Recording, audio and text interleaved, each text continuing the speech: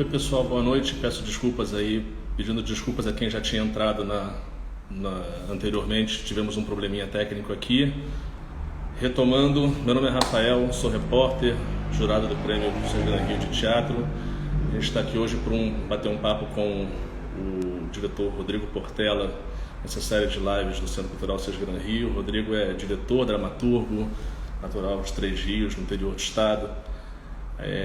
A gente vai bater um papo com ele aqui sobre a carreira dele, falar um pouco sobre os trabalhos dele até o momento. Rodrigo, inclusive, ganhou o Prêmio Sesgran Rio de melhor direção pelo espetáculo As Crianças, na última edição do Prêmio Sesgran Rio. Vou tentar aqui só encontrar aqui o Rodrigo. Rodrigo. E Rafa, como é que você tá? Tudo bem? Tá me Tudo ouvindo bom. bem? Eu tô te ouvindo bem. E você, tá me ouvindo bem? Também. Desculpa, eu fiquei meio perdido aqui na hora de entrar. Sem problema nenhum. Impressionante, Eu te né? A gente resgatei. faz um monte de vezes, mas eu nunca sei como fazer. Eu te resgatei, não tem problema não. Que massa. Rodrigo, fala. Que bom estar aqui com você. Que massa. Bom também. Bom também. Vamos bater um papo aqui então. Eu queria começar, Rodrigo, falando um pouquinho sobre o teu espetáculo que te deu o prêmio Sesgran, já que a gente está na live da Fundação Sesgran Rio, do Centro Cultural Sesgran Rio. Eu queria começar falando sobre As Crianças, o espetáculo que te deu mais recentemente o prêmio Sesgran Rio de Teatro pela Direção. Eu queria que você contasse resumidamente como é que foi que esse projeto chegou até você. Tá, vamos lá então. Deixa eu te fazer uma pergunta antes, para quem está aí. Vocês estão me escutando bem? Porque eu estou com a sensação de que está travando. Eu estou te escutando super bem aqui. Tá bem, a imagem também tá boa? Aqui tá. Aqui para mim tá tudo ótimo. Então tá, beleza. Então, gente, boa noite aí também quem tá com a gente aí nessa noite de quinta-feira. Então, Rafa, As Crianças era um projeto inicialmente do Mário Borges e da Nalu Prestes. Eles dois estavam procurando uma peça para poder comemorar ali 40 anos de amizade e também de trabalhos que eles fizeram juntos, desde a época do Naum, né, dos trabalhos que eles desenvolveram lá 40 anos atrás. E aí eles já tinham assistido, eles foram assistir o Alice Mandou um Beijo. Antes disso, a Nalu foi ver o Tom na Fazenda e depois a gente acabou convidando a Nalu para fazer a substituição da Kelsey. Foi onde eu comecei a ter um contato mais estreito com a Nalu. E aí ele e o Mário foram ver o Alice Mandou um Beijo no Teatro Glaucio Rocha. E aí eles me fizeram um convite. A gente quer fazer uma peça para comemorar esses 40 anos da nossa parceria e a gente queria que você dirigisse. Mas a gente não tem a peça ainda e tudo mais. Aí o Diego Teza tinha traduzido essa peça, que o original em inglês, né, da Lucy Kirkwood, que é uma autora inglesa, muito jovem. E aí ele fez a tradução da peça e apresentou para a Ana Lu. Eles fizeram uma leitura, até chamaram a Kelsey, fizeram uma leitura Mário, Ana Lu e Kelsey, na casa do Celso Lemos, que é o produtor das Crianças, que acabou de entrar aqui agora também. Estela também está aqui com a gente, que é assessora de imprensa. E aí eles fizeram uma leitura sem mim. Eu acho que eu estava viajando com alguma peça, estava estreando um espetáculo, não me lembro agora, não sei se o Nério Parque, o que eu estava estreando. E aí eles fizeram a leitura e gostaram muito. A Kelsey chegou numa apresentação do Tom, dizendo que o texto era incrível, que era maravilhoso, que era muito engraçado, mas que ao mesmo tempo tinha uma certa densidade. A Estela também está aí, maravilhosa. E aí eu fiquei muito feliz com essa fala da Kelsey. E aí marcamos uma leitura. E aí quando nós lemos, e aí nós já não lemos mais com a Kelsey, se eu não me engano. A leitura já foi com outra atriz. Mas não tinha sido ainda com a Estela. Ou seja, foi um processo meio que surgiu do desejo deles e que acabou me abraçando. E foi maravilhoso. Eu me apaixonei pelo texto a primeira vez que eu escutei. Eu não tinha lido, eu escutei eles lendo e foi incrível. Foi uma experiência linda. E, Rodrigo, é claro que o texto não é sobre isso, mas é muito curioso que a gente esteja vivendo esse momento. Todo mundo no meio dessa pandemia, e enfim, e a gente está pensando sempre nessas questões que eu acho que são questões que o texto traz, né, de futuro da humanidade, de como a gente se sacrifica pelo coletivo, nós individualmente, como é que a gente pode se sacrificar pelo coletivo. Você encontra esses paralelos também com o que a gente está vivendo hoje, entre esse texto que a gente está vivendo hoje, ou eu estou viajando muito? Não, eu encontro muitos paralelos. Na verdade, assim, é muito interessante, né? Porque assim, como esse processo de pandemia, ele já dura aí mais de 6 meses, né? A sensação que eu tenho é que eu passo os dias e a cada semana que vai passando, eu vou conectando mais assim ao que está acontecendo agora com os trabalhos, com as obras com que eu me envolvi nos últimos tempos. Hoje mesmo eu estava dizendo no almoço o quanto que peças e filmes que foram feitos há 10, 20 anos atrás, quanto essas peças voltassem hoje, quanto elas falariam sobre tudo que está acontecendo. Porque o que acontece, o que eu sinto um pouco, assim, é que não só a questão da pandemia, mas também todo um contexto político, social, econômico relacionado ao meio ambiente, às demandas ecológicas, enfim, que a gente está vivendo agora por conta desse momento, né? Se referem muito a essa peça, né? Porque, para quem não assistiu, As Crianças é uma peça que fala... A situação é a seguinte, houve um acidente nuclear numa pequena cidade na beira do mar, na costa de um determinado país. Imagino que a Lucy Kirkwood estivesse falando aí, claro, do Reino Unido, mas poderia ser na França, poderia ser no Japão, poderia ser em qualquer lugar.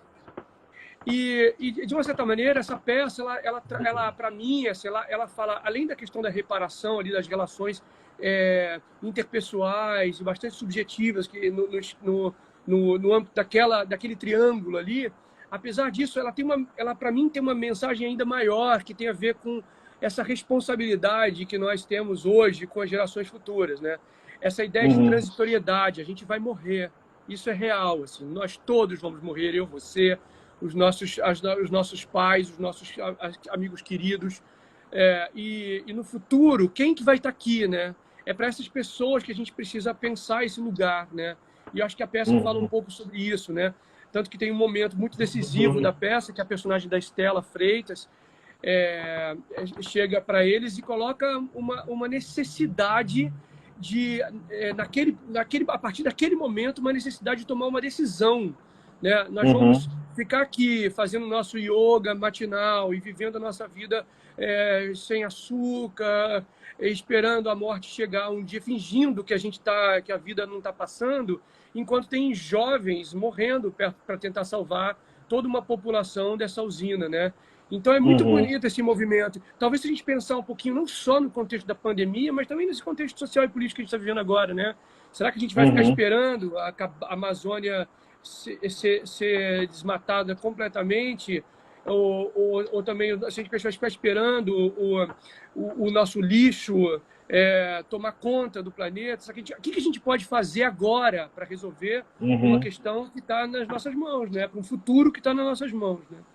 Estamos falando de Mariana, Brumadinho, estamos falando de tanta coisa, né? Mariana, Brumadinho. Exatamente.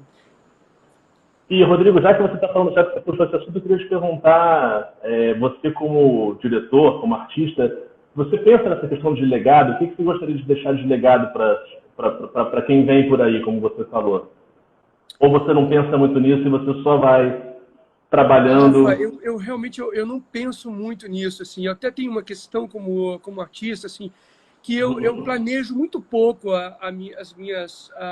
os meus passos na minha carreira, sabe? Assim, eu meio que vou vivendo muito motivado por uma paixão, por um desejo de encontro, assim, né? Até falei muito sobre isso na minha defesa do mestrado, na minha dissertação.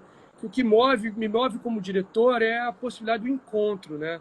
Do encontro com outros artistas, do encontro com as pessoas, da possibilidade da troca de informações, de energia, de conhecimento, de histórias, de ideias. Então, assim, eu vou muito motivado por essa paixão eu quase que não programo, eu não penso muito em futuro, sabe? Assim, eu nunca me imaginei deixando um legado, assim. Eu acho que o único legado que eu já pensei em deixar é para o meu filho. Para ele, sim, eu penso em Já tá deixar bom, um né? legado. Eu acho que já é difícil, né? Então eu acho que deixar para o nosso filho tá bom também, Já é né? muita coisa, né? Já é muita Talvez coisa, já é uma boa muita coisa para memória, pensar. não é? O que E eu penso é deixar para Rodrigo, ele uma memória, uma boa memória do pai, assim. Eu acho que já é muita coisa. legal. E você falou de encontro, né? E aí eu queria que você falasse desse encontro com esses 3 artistas tão incríveis que você encontrou nas crianças no seu elenco lá, o Mário Borges, Ana Lu Prestes e a Estela Freitas. Como é que foi dirigir essa turma, especialmente levando em conta não só a diferença geracional, mas o fato de que eles são artistas que já vinham de parcerias anteriores e Sim, de repente tem um diretor que, enfim, de sim, alguma forma, enfim, é uma figura nova, vamos chamar assim, dentro daquele sim. contexto. Como é que foi essa convivência com eles 3? Então, Rafa, assim, eles se conhecem muito, né? Porque primeiro Uhum. tava o Ana Lu e Mário, né? Era um projeto deles dois, e aí quando a Kelsey estava envolvida com outros projetos, acabou não podendo fazer, eles começaram a buscar outra atriz. E aí foi muito interessante, porque eu tinha acabado de ter um contato muito breve com a Estela por conta de um espetáculo que eu assisti, que ela fez. E eu falei, um dia eu queria trabalhar com você. Mas sabe aquelas coisas que você fala, imagina? Eu estava num momento que eu estava também ainda... as pessoas não me conheciam muito, então era só um Rodrigo, desabafo ali. Eu mais queria ou muito... menos, as pessoas não te conheciam muito, né, Rodrigo? Você já tinha feito Pão na Fazenda nessa época, né? Então as pessoas te conheciam, sim. mais ou menos, sei lá. Enfim, mas só tinham Mas visto... A enfim, maioria das pessoas só tinham visto... A maioria das pessoas só tinham visto Tom na Fazenda, né? Então, assim, não sabem que eu tinha 25 anos de carreira, que tinha feito muitos outros espetáculos, né? sim, Porque a gente, de uma certa maneira, acaba ficando ligado... O teatro é foda, né? Porque, assim, não é como o cinema que vai, né? Independente de você. O teatro depende muito da gente levar. E sim. o teatro que se faz no Mas, interior do Brasil, as pessoas não estão vendo, né? Não sacam, não sabem o que está rolando. E mas eu te aí, interrompi, quando eu... tava falando da Estela, e aí? Sim, desculpa. Eu que te Tô interrompi. devagando. Eu que te interrompi, e te mudei de Não, assunto. Então, Fala Rafa, dos 3. então, aí quando a Estela entrou no elenco, o que aconteceu foi que aí eu falei da Estela, eles gostaram, chamou, e de repente a gente tinha um elenco ali com esses 3 atores que era o elenco, os 3 fizeram ali o Aurora da Minha Vida, né, com o Naum, Uhum. e trabalharam juntos os 3 e trabalharam muitos outros projetos juntos, às vezes só Ana Lu e Estela e Mário, às vezes Uhum. Estela e Ana Lu.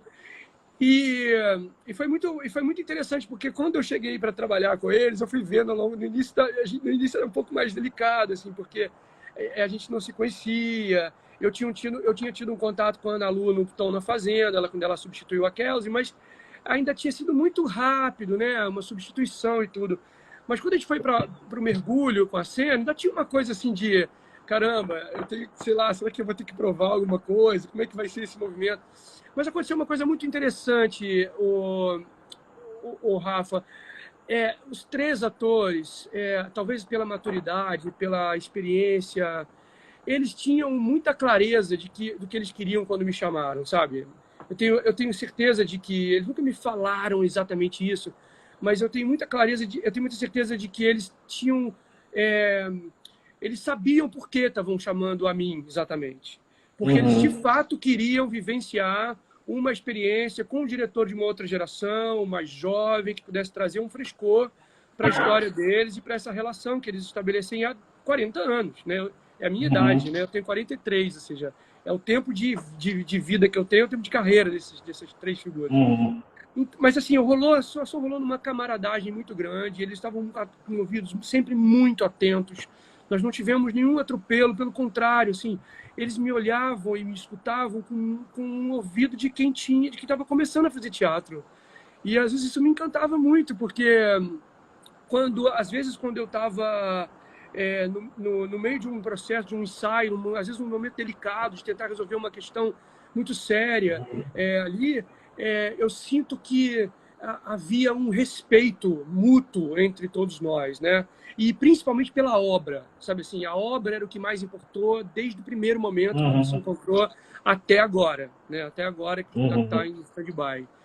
Então foi uma delícia, foi maravilhoso dirigi-los. Às vezes foi mais legal dirigi-los do que dirigir, às vezes, atores da minha geração que não estão na mesma onda, né?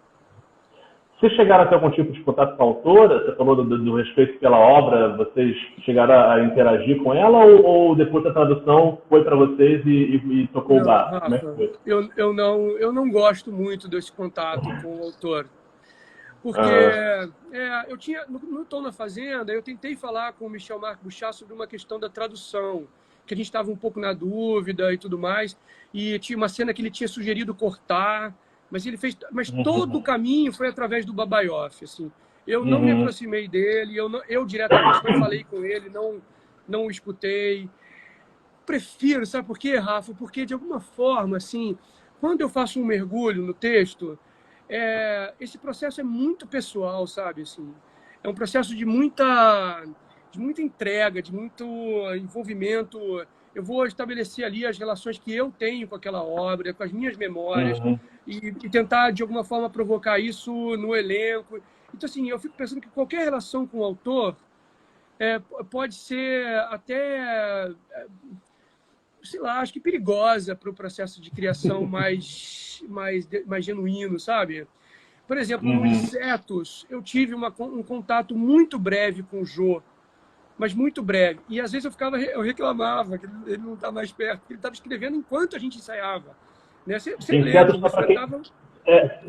Só para quem está aqui vendo a gente e não sabe o que a gente está falando, Insetos, do espetáculo da Companhia dos Atores, que quem fez o texto inicialmente foi o Jô Bilac, não é isso? Boa. Então, e aí o Jô estava fazendo o texto enquanto vocês estavam lá. Exato. E às vezes eu sentia falta da presença dele em sala para que ele pudesse construir. Mas depois eu fiquei pensando que foi até bom, sabe? Assim, porque às vezes a presença do autor gera um desconforto muito grande de como que a gente...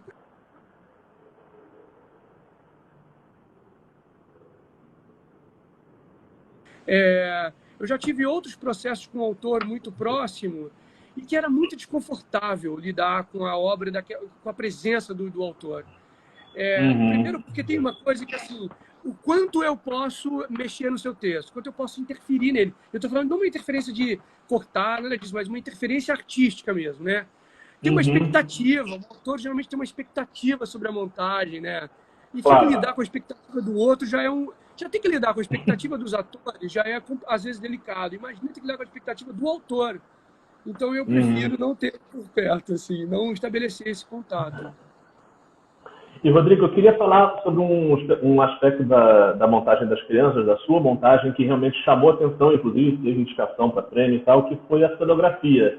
Qualquer pessoa que tiver curiosidade de procurar as fotos da montagem original vai ver que a cozinha lá do casal, da Ana Lu e do Mário, na sua montagem, ela é uma cozinha absolutamente realista, com todos os móveis, com todos os panos de prato e tudo mais. E você partiu para que, aliás, é uma marca sua, aliás, em outros espetáculos seus.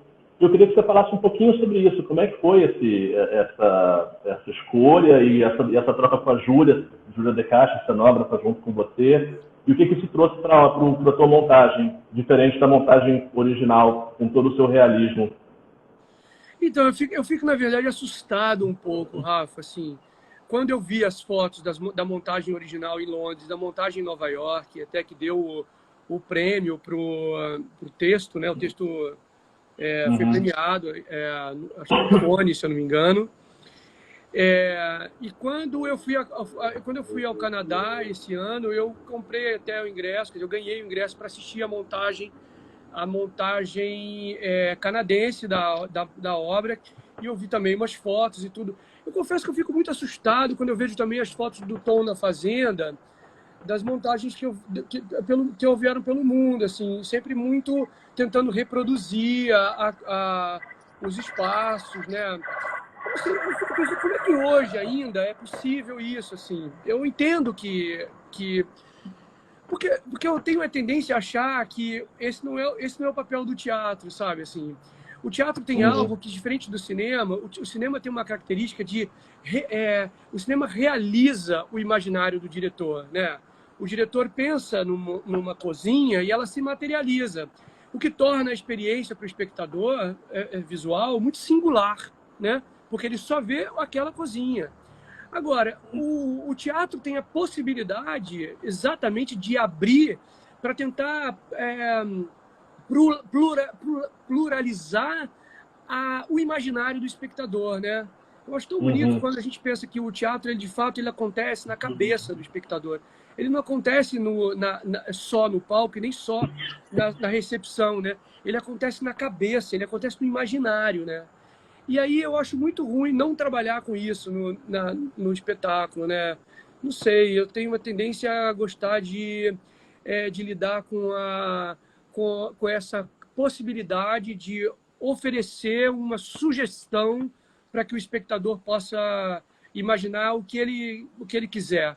E nesse sentido, a Júlia De Castro, que é a cenógrafa que trabalha, né, respondendo aí no final, a Júlia é uma cenógrafa que é muito, eu acho ela muito destemida, sabe assim? Ela tem medo do risco, né? E eu também não tenho muito. Então, eu falei, vamos lá, então. E a gente se deu muito bem, assim, vamos arriscar essa coisa aí, vamos arriscar. E é só uma obra, né, Rafa? Não, é muito importante. Uma obra é uma coisa muito importante, né? Mas é só uma obra, é só uma, né? É só uma, isso é. Eu acho que isso tem um pouco a ver, Rodrigo, que você falou, com um artigo que você escreveu, que você falava sobre a precariedade, você usava esse termo, a precariedade do teatro como algo que você via como virtude.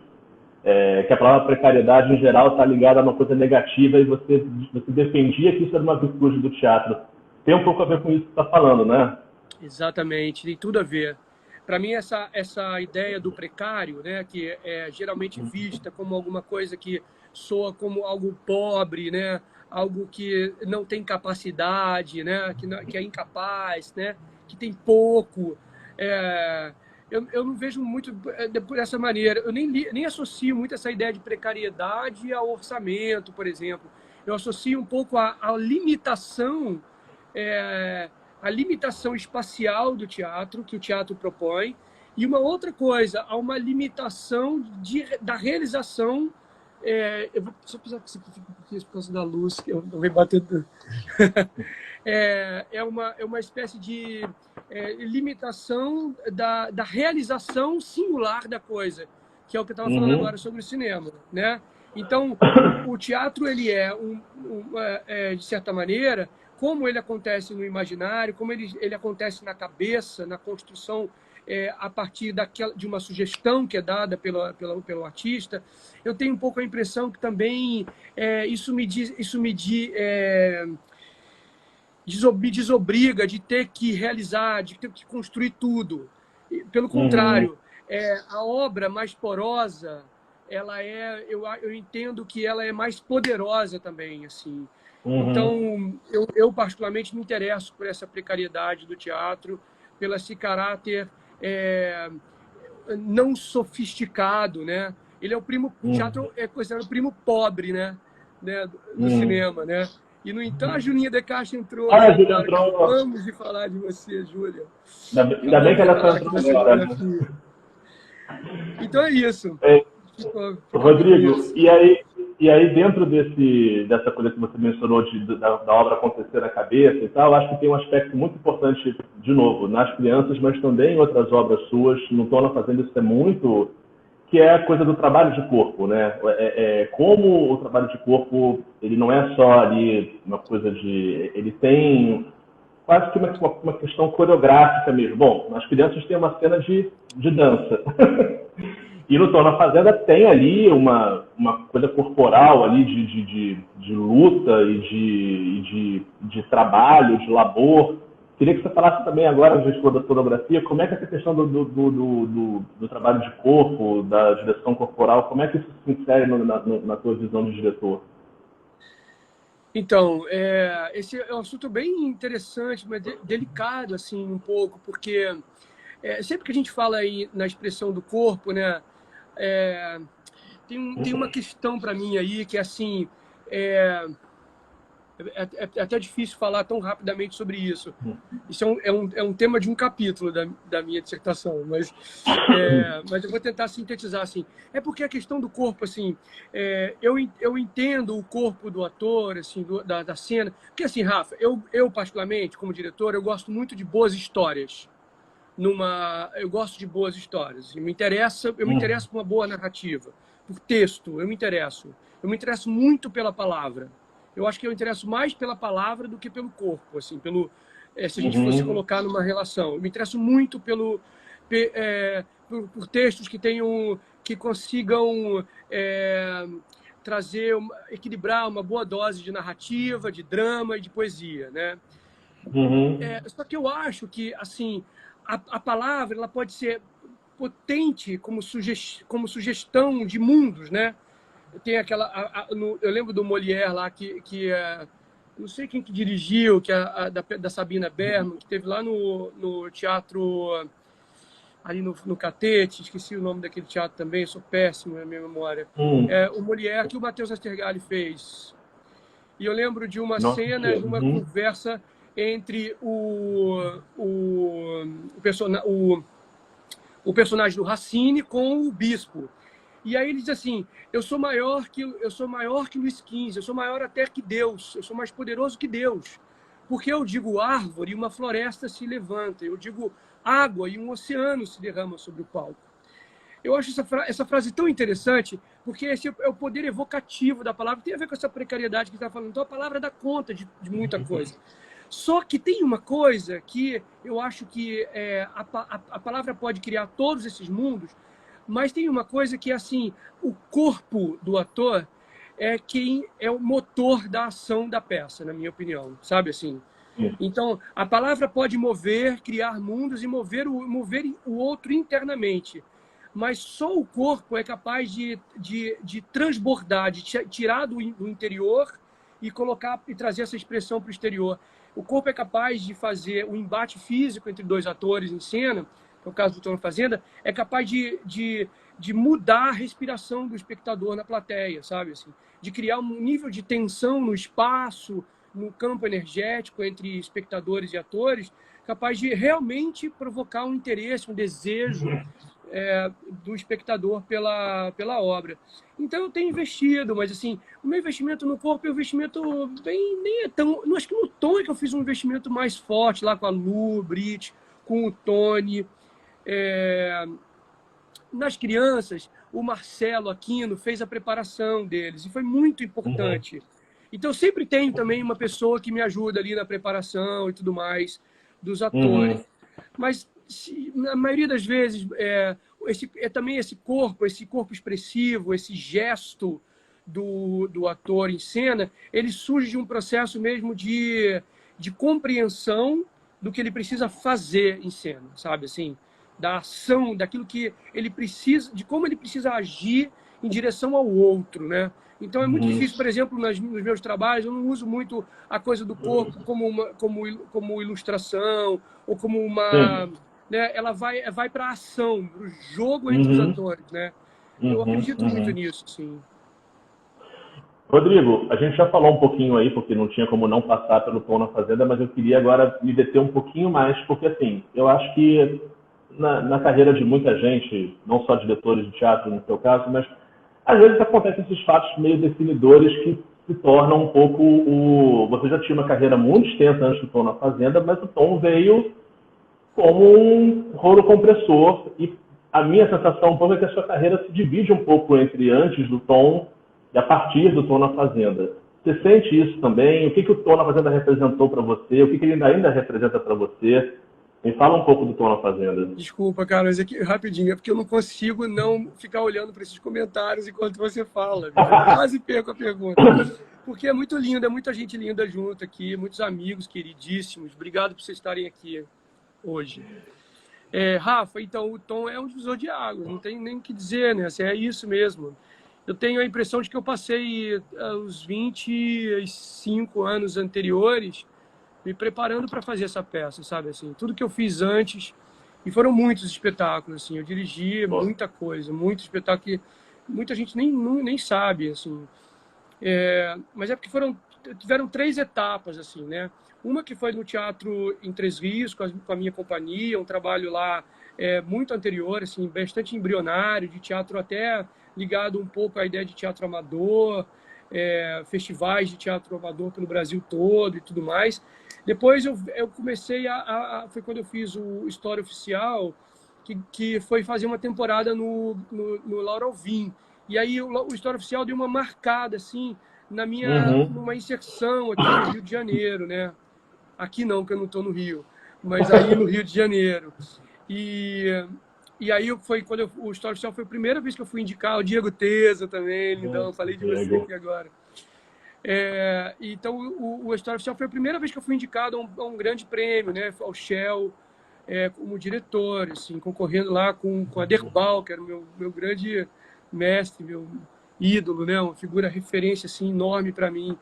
E depois, aí veio Antes da Chuva, o Alice, e aí veio o Tom na Fazenda, né? Então, a sensação que aí entrou na terceira fase, assim, que eu diria, que foi a fase que deu uma impulsionada muito grande, muita gente viu, o espetáculo foi um sucesso.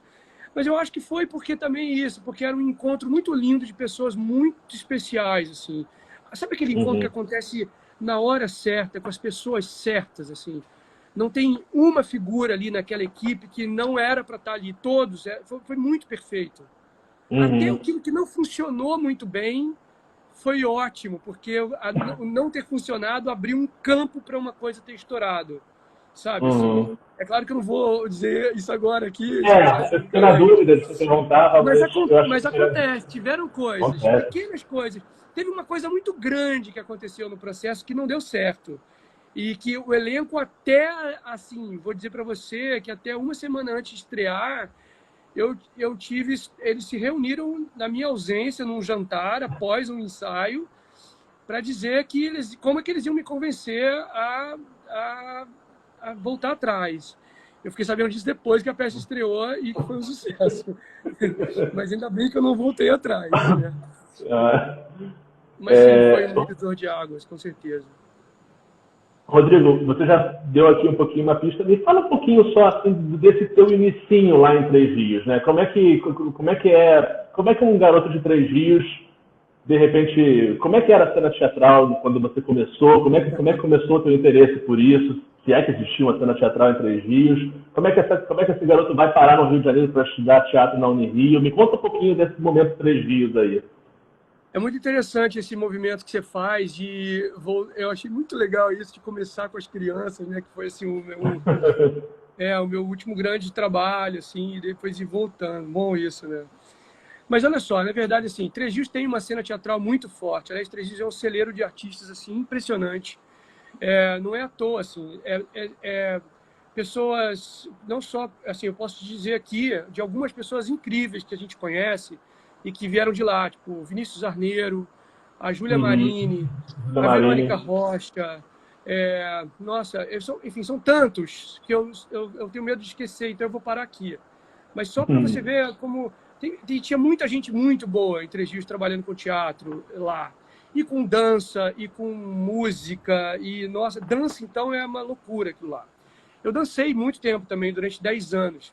Eu fazia balé numa escola de dança, e tinha um grupo de...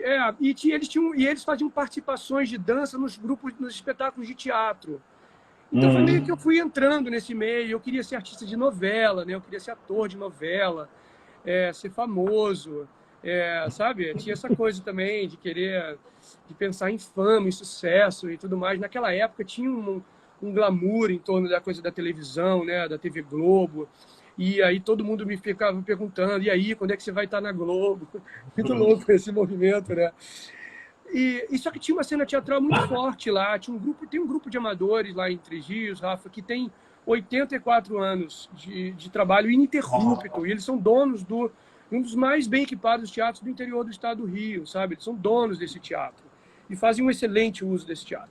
E esse teatro no quintal da minha casa, então assim, eu ficava ali até de madrugada, eu dormia no teatro, fazendo 1 milhão de experiências, com luz, com cenografia. Isso me deu uma cancha, assim, uma experiência muito boa para poder, depois, quando chegar aqui no Rio, quer dizer, aí no Rio, na Unirio, e a minha relação com o estudo das artes cênicas, ela acontecia num outro lugar, assim, porque eu vinha de um lugar onde eu estava fazendo muito. Então, foi bom passar por um estudo, um campo mais teórico, depois de ter experimentado tanto na prática, né?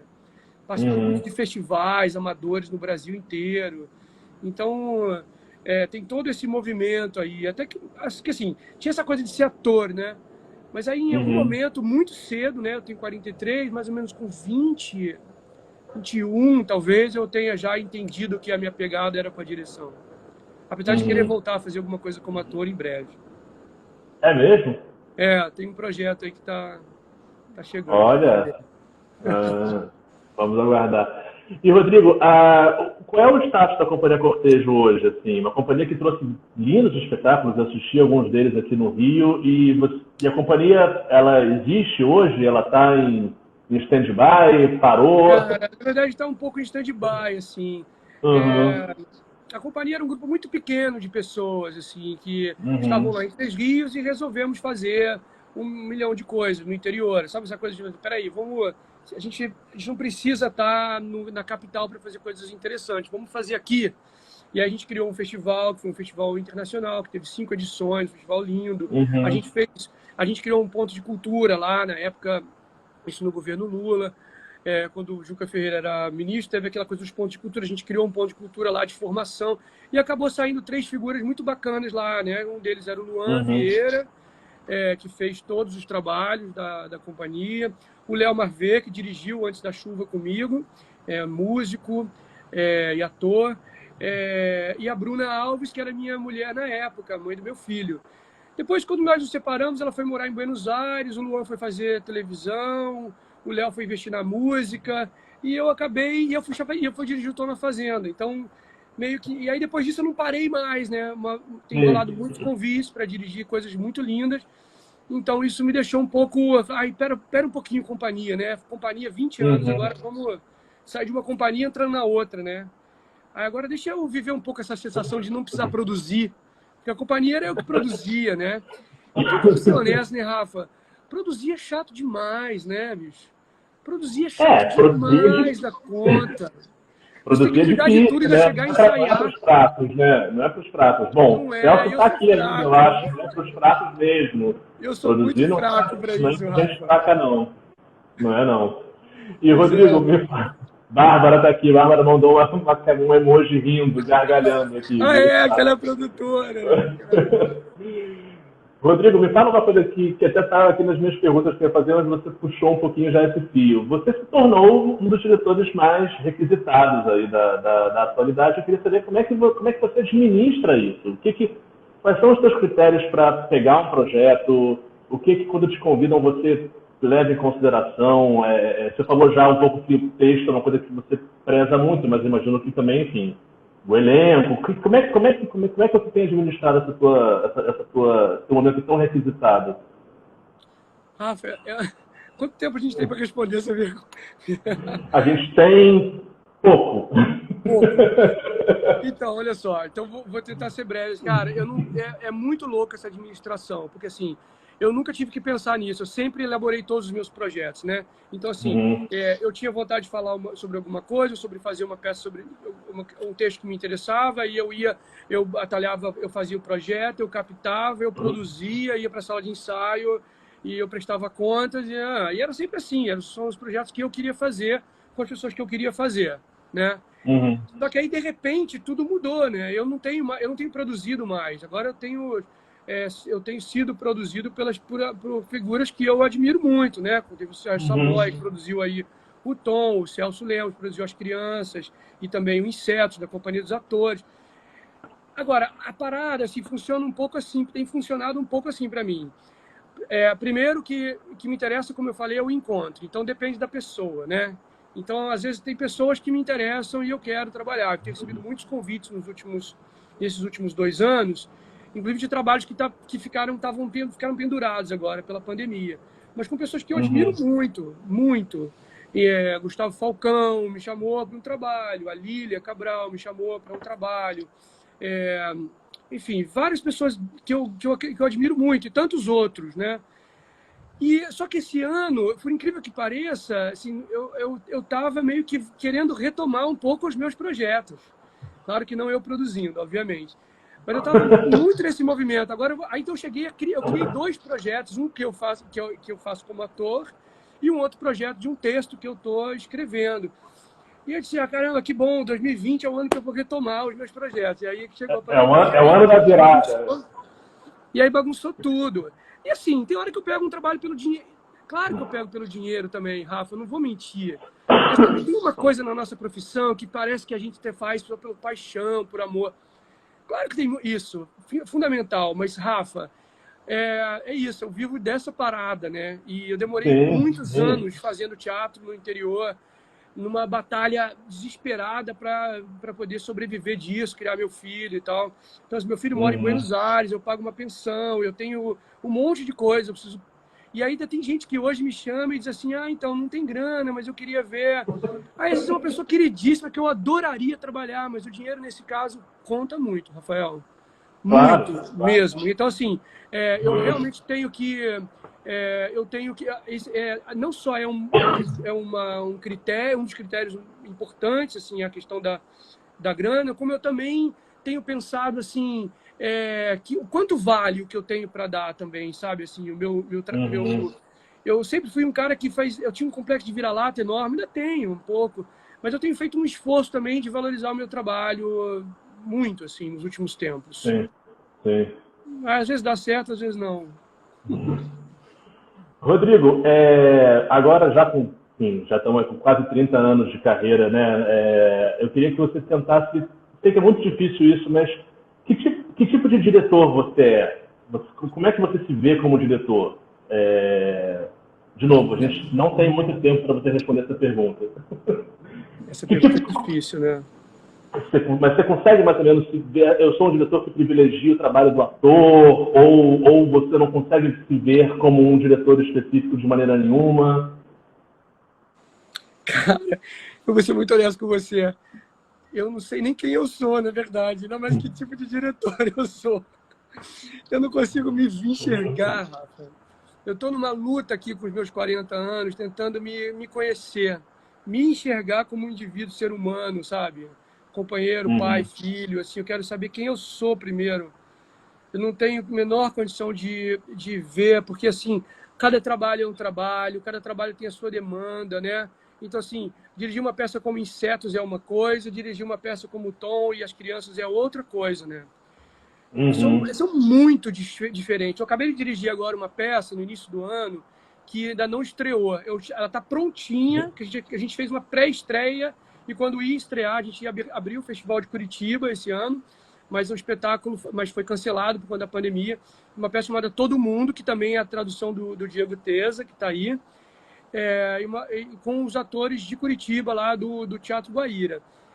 Sim. E, cara, esse espetáculo é muito diferente de tudo que eu já fiz a minha vida inteira. Então, assim, quando eu achei que encontrei um jeito, uma maneira de conduzir os atores, uma maneira de pensar a cena, a imagem, o discurso, a estética, aí eu estava completamente enganado, não tem nada.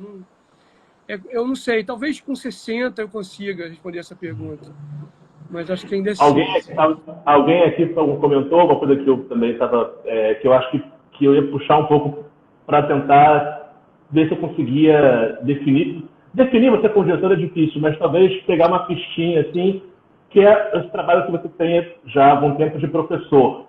Queria que você falasse um pouquinho desse seu trabalho, como é que você se sente como professor, que prazer que isso te dá ser professor e como é que você usa essas ferramentas de ser professor dentro da sua profissão de diretor, porque são coisas de alguma maneira que se complementam, né? Então, eu estou conseguindo agora uma coisa muito legal. Eu estou conseguindo separar uma coisa melhor da outra, assim. Porque eu lembro, porque eu gosto muito de dar aula, eu sempre dei aula. Desde os 18 anos, 17, eu já abri uns cursos na escola que eu estudava, sabe assim? Então, eu sempre dei aula a vida inteira. E sempre gostei muito, tem muitas oficinas do Brasil todo, fora do Brasil. Então, assim, eu tenho uma relação muito gostosa com esse lugar da aula. Só que antes eu não conseguia separar muito. Eu lembro que na minha companhia, às vezes eu ia para a sala de ensaio e ficava dando aula para os atores. Ou o contrário, assim, eu queria dirigir os meus alunos, sabe? Hoje eu consigo separar, eu consigo dar autonomia para os alunos, para que eles possam vivenciar os seus processos a partir das provocações que eu faço, que são diferentes das provocações que eu faço como diretor e como encenador, assim. Hoje também eu tenho menos essa coisa de querer ensinar os atores, sabe? Assim, primeiro que eu não sei quem sou eu para ensinar alguma coisa, né? Acho que esse é um processo tão particular, ele se ensina, né? Eu demorei um pouco também a entender isso. E hoje tem uma coisa também que, assim, eu vou com um ator até onde ele permite, até onde eu sinto que ele também que ele me devolve. Chega uma hora que não rola mais, aí eu digo, tá bom, assim, eu não sou professor desse cara, eu sou só o diretor, entendeu? Eu não tô aqui para ajudar esse cara a fazer um trabalho incrível ou aprender como se relaciona melhor com determinado tipo de papel ou como é que ele pode estar mais presente. Eu não tenho essa obrigação, né? Então isso também me deixa um pouco mais tranquilo. Claro que nos últimos tempos eu tenho dirigido atores mais experientes, isso facilita um pouco mais a vida, sabe? Essa separação. Mas mesmo quando eu estou com atores jovens ou atores menos experientes ou que estão ainda tentando... Eu tento muito fazer esse movimento de separação, né? Mas nas minhas aulas eu levo muito do aprendizado que eu tenho na sala de ensaio para o que eu falo no trabalho, assim. A Joana Cal, que é a faculdade que eu dou aula, né? Rodrigo, você também já falou, nesse nosso papo, você já falou um pouquinho de algumas coisas que aconteceram aí contigo durante a pandemia, né? Como é que isso afetou o teu trabalho? Fala um pouquinho de como é que esse furacão que aconteceu no mundo, como é que isso mexeu com você? Você estava quase para estrear um trabalho lá em Curitiba, não é isso? Rafa, assim, é triste pensar isso, né? Porque, assim... É horrível. Então, eu tinha 7 espetáculos meus circulando por aí esse ano, né? O Tom ia fazer o Festival de Avignon, Alemanha, Estados Unidos, o Certos ia fazer uma circulação incrível em São Paulo, as crianças estavam estreando em São Paulo, né, Varres, e tinha a Neta espetáculo de Curitiba, a versão demo que eu dirigi com o Tai ia estrear no Poeira em abril.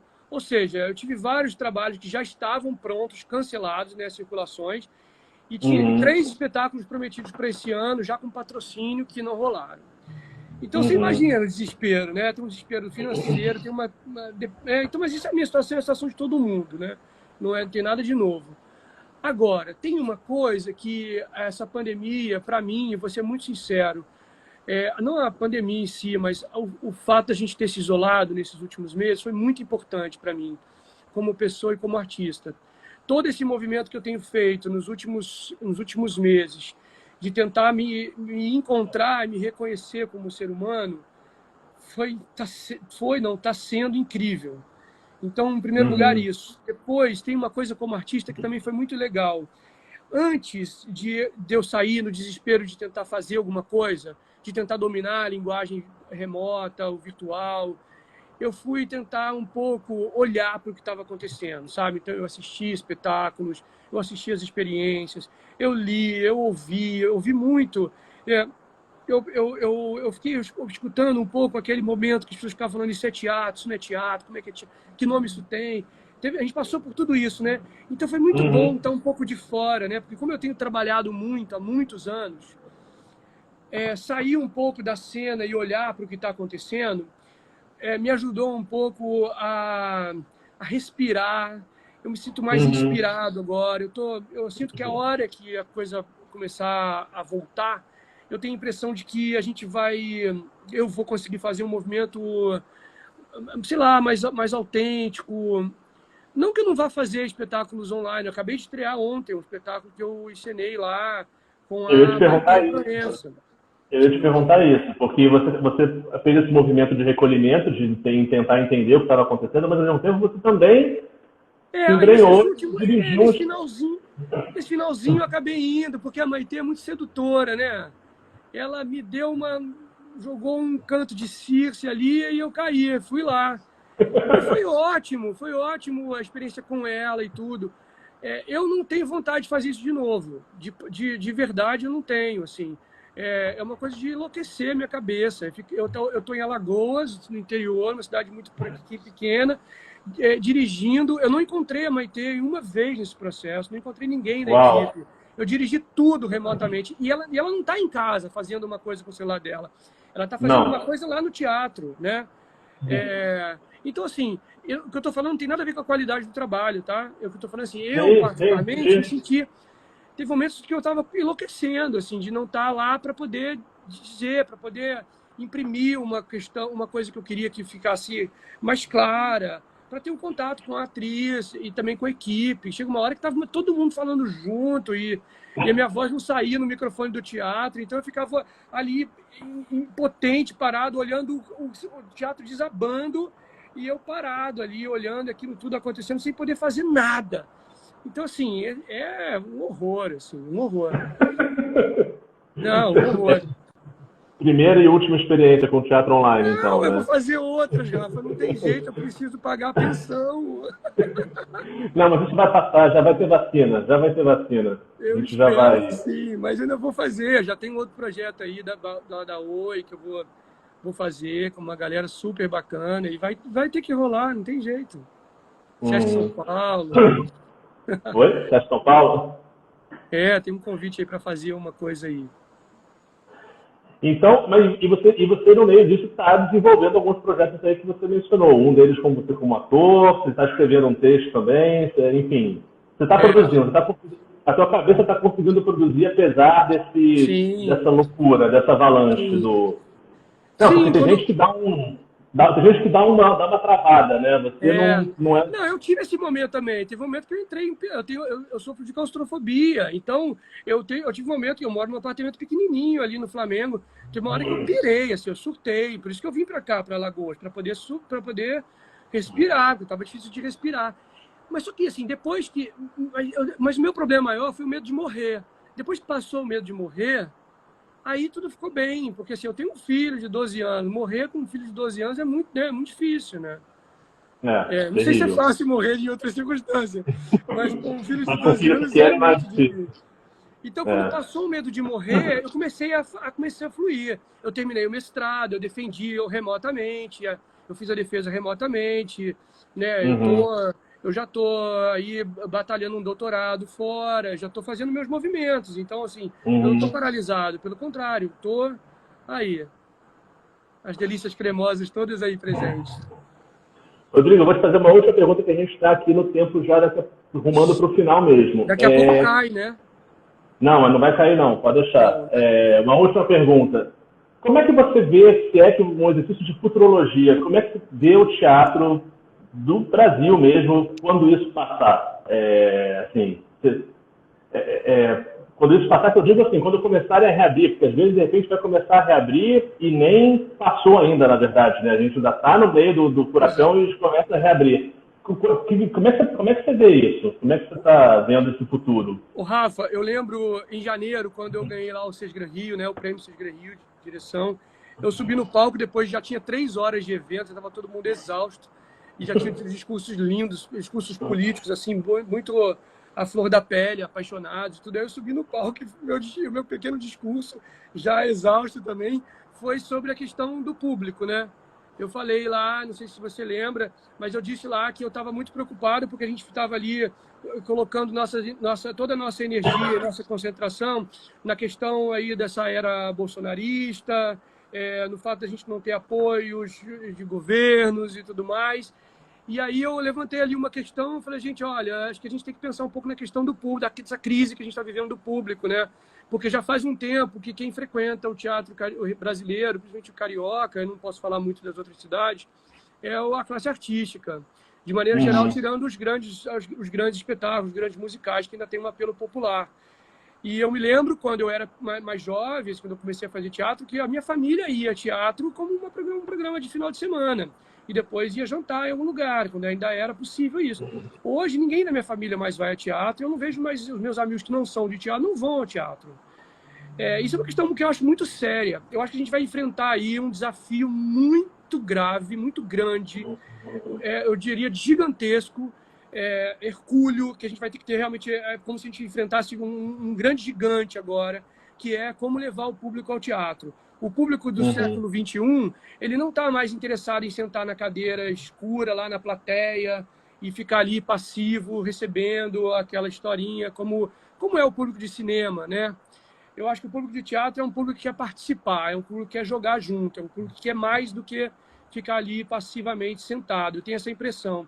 Porque o Guénon, que escreveu em 77 na França, e eu sempre falo isso porque é o que a gente está vendo agora no Brasil sobre a crise do público na França em 77, o ano que eu nasci. E ele dizia o seguinte, ele falava sobre esse fenômeno que é cada vez mais pessoas querendo fazer teatro e cada vez menos gente querendo ver teatro.